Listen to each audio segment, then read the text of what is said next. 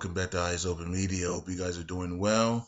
It is December 15th, 2018. Let's get started. Like, subscribe, and share. And thank you guys for watching the videos. All right.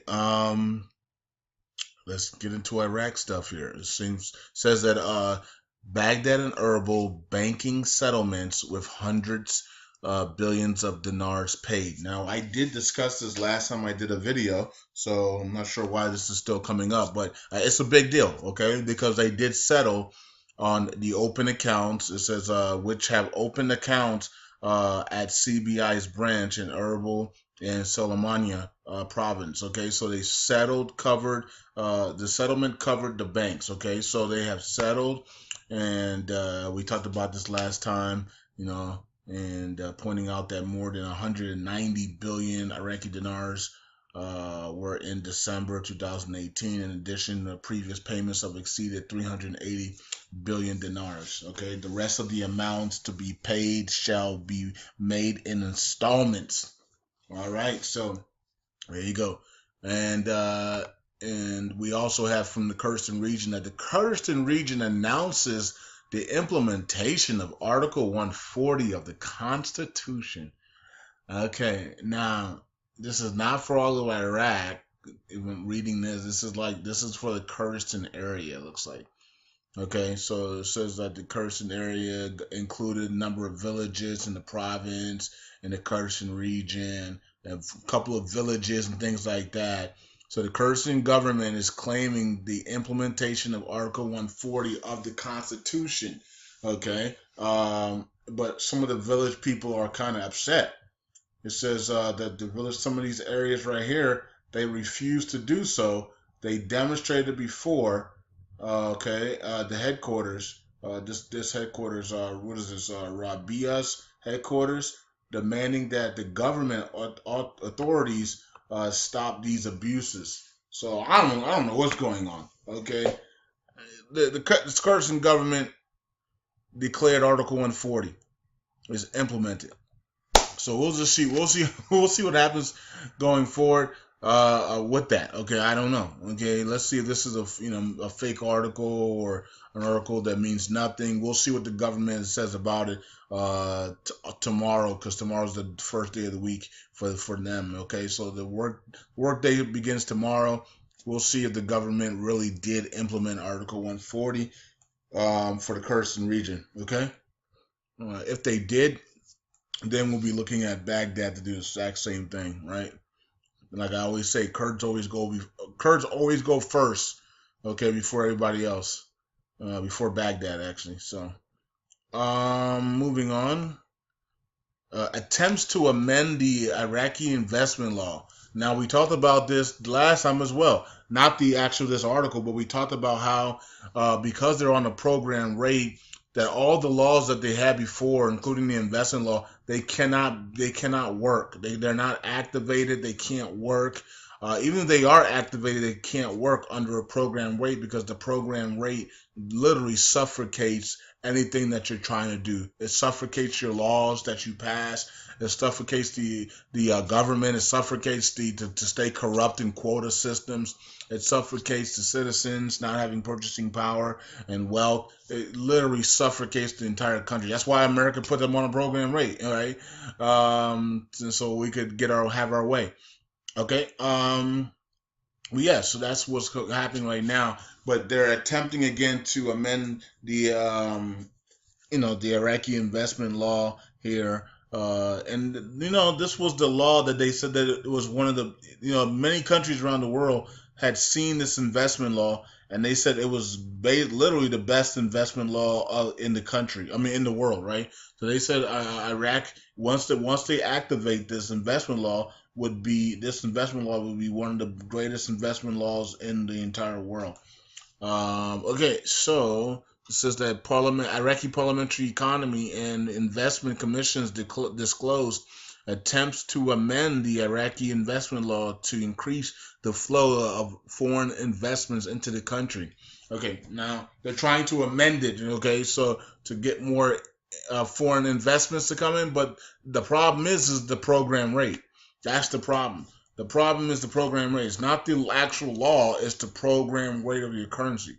Okay, that's what's really the problem, and we need to lift that program rate. But first, we need to lift the quota system and the proxy system off of the government, and we're hoping that this is the week that that happens. I know Maliki and Ameri are not giving up. We know that because their lives are on the line. Their lives depend on them staying corrupt and being corrupt.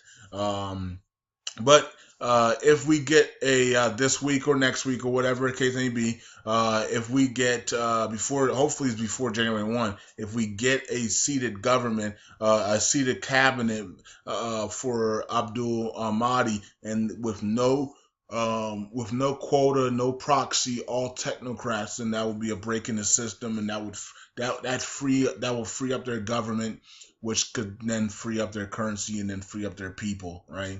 And then it'll be over for us as well. So we just got to watch and see on that. Moving on. It says 3 scenarios for Parliament in the crisis of Fahad. Okay, and I guess they break down the 3. One of them is just to support the leadership of Al Sadr and the movement of Sadr. Okay. Okay, so that's well. I'm guessing it says the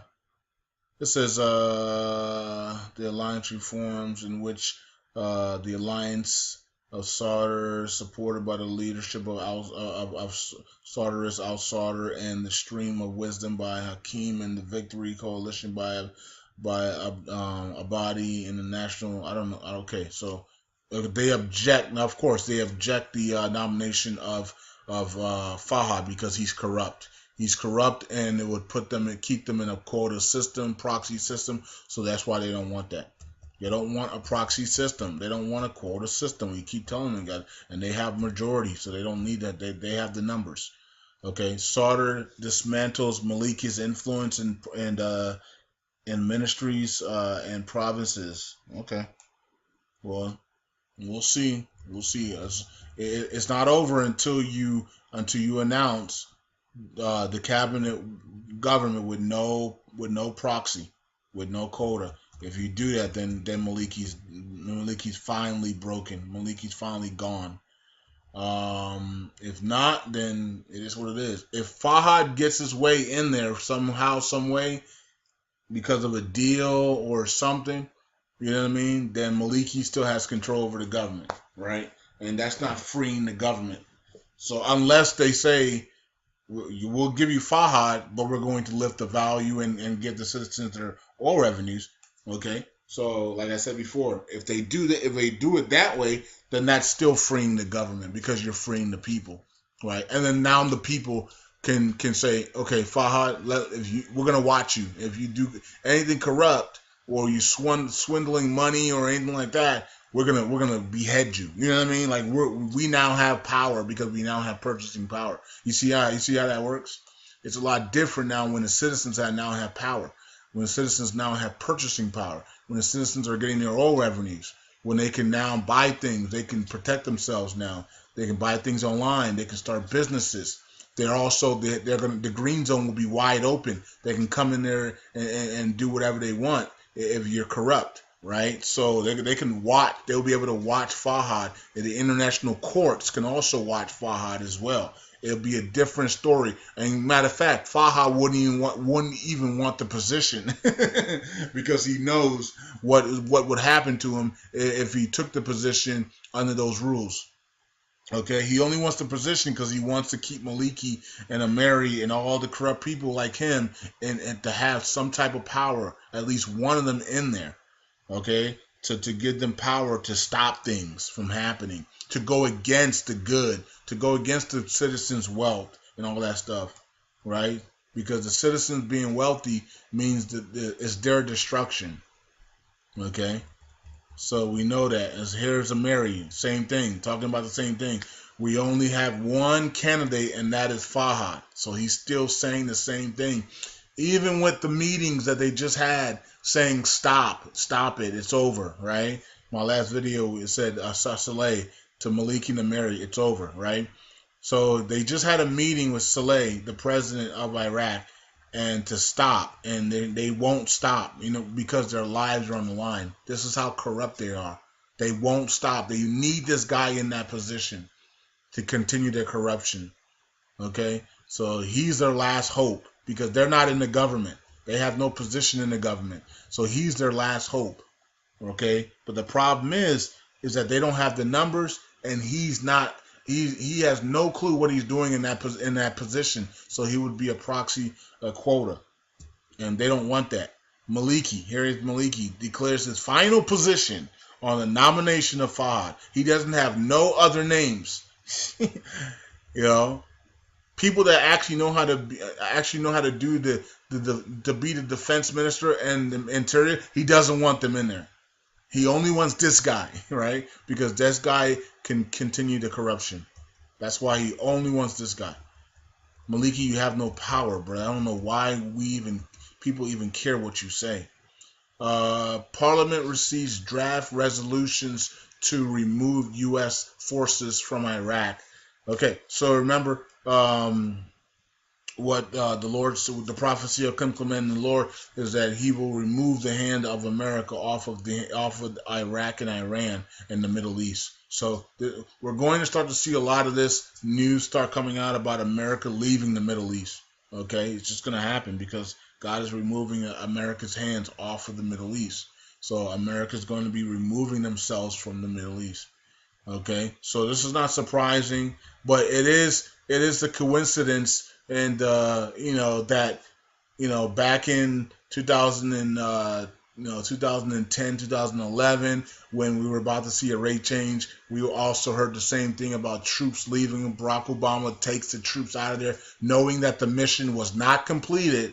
And he said, well, I had to keep my promise. Well, Barack Obama, you could have kept your promise after you completed the Iraqi dinar revaluation. But no, he knew that the Iraqi dinar was about to revalue because the central bank governor, Dr. Shabibi, announced it, that he was going to revalue, that they were going to start reducing the note count and then revalue the currency. So guess what? Barack Obama and Maliki got together to make sure it didn't happen. So their excuse was remove the troops and keep my promise, right? I'm going to keep my promise to the American people that the troops are going to be removed, but it's going to come at the cost of Iraq not being completed, and Americans not receiving that Iraqi dinar revaluation. Okay? And so that was the part that was left out. Right, we didn't complete the mission in Iraq before we took the troops out. We were right there. The last step was the herbal agreement with the oil and gas law to get the Iraqi citizens back their wealth, okay, their monthly revenues, and the revaluation of Iraqi dinar. Those are the last steps, and then we could have left. Then we could have got the troops out of there. We got the troops out before that happened, right? And then it became a complete mess. Okay, and then here comes Maliki reigning with an iron fist out there in the Middle East and throwing everybody in prison that wanted to see the herbal agreement or the Iraqi dinar revaluation. And so there you go, right? So it's not hard to tell. It's not hard to see who's evil, ladies and gentlemen. I don't know. Some of you guys are like blind, man. Like some of you guys will see the truth and you will still go to the side of that is not truth, right? So you can see all the things that happen. It's clear as day. They agreed. Barack Obama and Maliki agreed to remove the troops on purpose, so this wouldn't happen. So the citizens wouldn't get their oil revenues in the herbal agreement, and the revaluation wouldn't happen. Right? Because he could have easily let the troops in there and waited for Dr. Shabibi to make the announcement, and he didn't. And Dr. Shabibi paid the price for that because he was thrown in prison and he was given harsh punishments in prison. Right? So, I mean, it's not hard to see who's the enemy. But some of you guys are going to continue to defend Maliki. Some of you guys defend Maliki all day long. Some of you guys say it's not Maliki's fault. It's not Barack Obama's fault. But then when you look back at all of the things that you can go back and look at, you can clearly see whose fault it was. Okay, and then to have the nerve, Maliki then orders the troops to put down their weapons and then floods in ISIS and Daesh. ISIS, Daesh are the same people, by the way, right? And then floods them in, and then they pick up the weapons, and then they go do their things around Iraq, and now we have to deal with ISIS all over Iraq. And now Maliki comes out and says, was it last year or this year or last year? It was Barack Obama's fault. He told me to do it. Look, Maliki and Obama, it's both of y'all faults, okay? So, but Maliki said it was Obama who told him to do that. Oh my gosh. I'm surprised Barack Obama isn't in prison right now. I'm surprised Maliki isn't in prison as well, right? So, it's crazy, man. But and I think a lot of people, especially the left, were very shocked when Maliki came out and said it was Barack Obama who told me to get the troops out of there and flood ISIS into my country. Right? It was Barack Obama who told me. He forced me to do it. So, wow. I tell you, man. And some of you guys still praise Barack Obama and Nouriel Maliki. Unbelievable. Some people listening to me right now still praise those people, and they're gonna do it this weekend. They're gonna put up Obama picture and say, "I don't care what people say on the internet. Barack Obama is still my president." Right? Even with all of the evidence they have of what happened, they don't care. And that's the problem. That's the problem. You will never get you can't get to the finish line if you don't care. If you don't care about what the problem is or why you can't get to the finish line, right? So that's why we're putting it all out, because we got to get to the finish line. This has to be over with at some point, right? So we need to put everything out there and to let everybody know what's really going on, right? And people already know for themselves. I mean, it's not that hard to understand what happened and what took place, and why Dr. Shabibi was thrown in prison with his central bank after making the announcement that he's going to revalue the currency, right? And, you know what I mean? It's ridiculous. Ridiculous that we're still here in 2018 talking about the same thing over and over again. And about to walk into 2019 if they don't do this. Unbelievable. Unbelievable. I swear. Man. Okay, so moving on. Leader of Bard al-Farat, ending the crisis of Fahad and nominating the acceptable alternative. I heard that I did hear that like two commanders were going to be getting this, like they were going to come off, they're going to retire as commanders or something of the Iraqi military, and they were going to become the defense and the interior. I did see that. I don't know if that was on Twitter or Facebook or whatever, but I did see that. That was pretty cool. Okay, so these two men that were like commanders of Iraqi forces were going to be the ones taking those positions of interior and defense. And people were like, that's cool because they know the position, right? Not Fahad. You know what I mean? Like, these guys actually know the position, right? And that would be acceptable. So I did see that somewhere. I don't know where I saw that, but I can't remember. I did see that. I think it was yesterday, though. I saw it yesterday. So let's just finish up here. It says source reveals Abdul Mahdi's candidates for the ministers of Interior and Defense. Okay, so last time it was Abdi and Gamban or something like that. So let's see what he says now. I think they switched it up. Maybe Abdi's not going to be able to get in there. Okay. It says for functions of Ministry of Defense. Well, okay, hold up. Nominated. Okay, there's Lieutenant General. Okay, so it's a Lieutenant General Talib. Okay, Commander of Anti-Terrorism to take over defense, and then retired. Okay,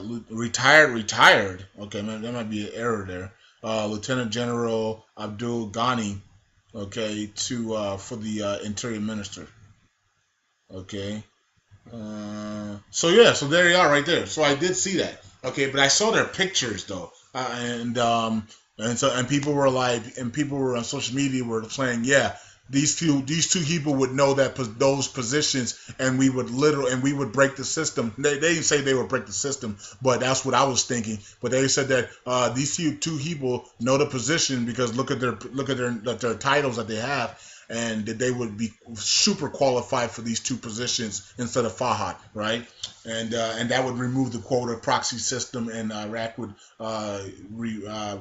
be free of that proxy quota system. So I just saw to see that yesterday, and it's good to see that again here on the names. So those were the two names that I did see, and I told you guys they were some type of like commanders and stuff, and looks like there's some lieutenants and stuff like that. Okay, so that's good. So hopefully those are the names that get accepted. I know Maliki and Nameri are gonna go crazy because those two people actually would do their jobs correctly without corruption, and they're antichrist. They want corruption. They want to people not do their jobs, and they don't want Iraq to flourish because that means they go under.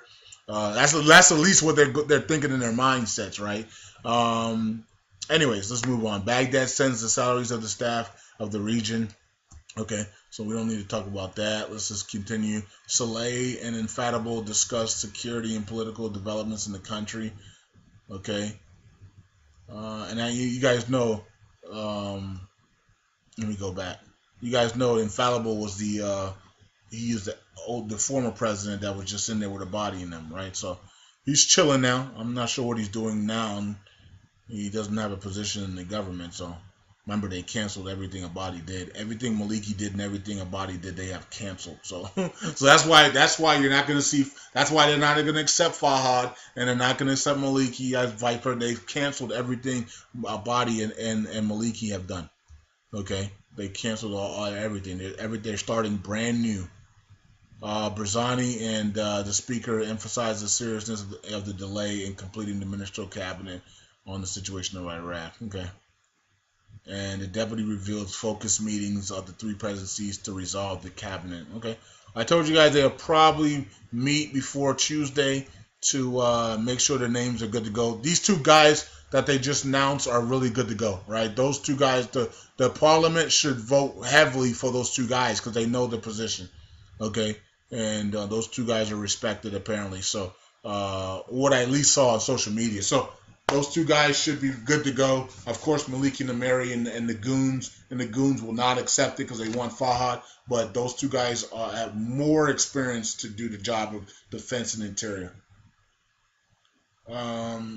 Deputy. Okay, so this is the deputy right here. He had a meeting with the speaker and Sauter, and he hopes to form the government next week. Okay, so we hope so too. And what is the 17th? The 17th is okay. It's Monday, so the 18th will be Tuesday. Okay. So once again, and they keep waiting. Like I said before, they keep waiting for Tuesdays. You know what I mean? And if I'm the CBI governor I'm actually watching this carefully because if they do break this proxy, proxy quota government, then I need to be raising the value. You know why? You know why I need to raise the value? Because I already told the world that if we remove the proxy quota government, I'm gone. Remember that interview Alok had last year, spring of last year. He's saying that if the government removes the proxy quota positions, he would be next to go. So if I'm Alok, if I'm Ali Keywords, I'm watching this closely because I need to raise the value because I put my name on there, right? Some of the notes have my signature, and some of them have my name on there. I want to make sure they don't remove all that and put somebody else's name on there. I need to be ready to go to lift that value, okay? Because if they remove him and they bring somebody else in, that next central bank governor might have to create new notes and they have to bring in all the notes that say Ali Keywords in it, right? And then Ali Ishmael or whatever his name is, right? So they have to bring those notes in, and then they have to change the name out. They might have to burn those notes, change the name out to his name, and then reissue those notes. Okay, so that's why if I'm Ali Alak, I'm watching this very carefully because if they break this system here of the quota system, the proxy quota system, he's probably thinking he's next to go because that's what he said, right? So I'd be ready to break the system. Well, they're going to break the system by removing the proxy quota government if they get these names in and they finish the cabinet. Okay, that's a break in the system because that hasn't happened since pre-war. And then after that, Alak needs to then go ahead and free the value. So they're going to free the government from the proxy, and then we need to see Ali Alak free the currency, and then that's going to then bring the oil revenues and free the citizens, right? With the purchasing power. So that's how we need to see it work. The government is freed, the central bank frees the currency, and then the currency and the oil revenues free the citizens. Okay, so that's that's the process we need to see. And if Allah doesn't do anything, he's stupid. Okay, you know that you might be next to go. Okay, because you were put in there as a proxy.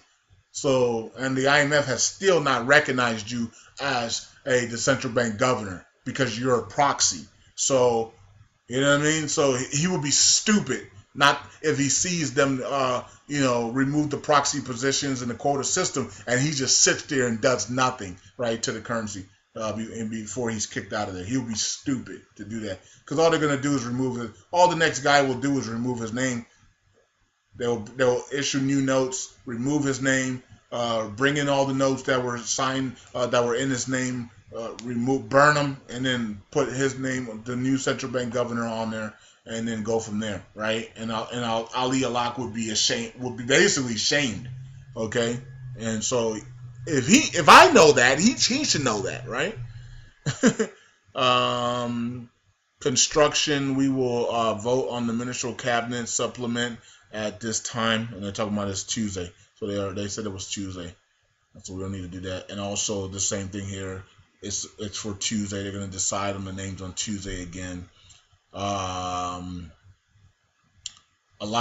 is visiting Kuwait. Okay, so I think he's going there over the weekend. He probably will be back for Tuesday's vote, most likely. Everybody wants to be there. Make sure, because that would be a break. That's going to be the break in the system if they can get it done. Okay, and then also the KRG budget issue to be addressed once and for all, says the Speaker of the House. All right. So, and of course, they're talking about their share. Their share in the budget, the Kurdistan share in the budget, will be addressed once and for all, and they'll make sure they have a solution for that before the end of the year. All right, so that's it. That's all I have, guys and girls. Talked about all that. Talked about Obama and Maliki and why we're still here because of them, and also not just because of them, but other things as well. But they had a big influence in it. When you throw the CBI governor in prison with his people, that's going to bring a delay. When you flood ISIS into the country and they take over everything, that is a massive delay.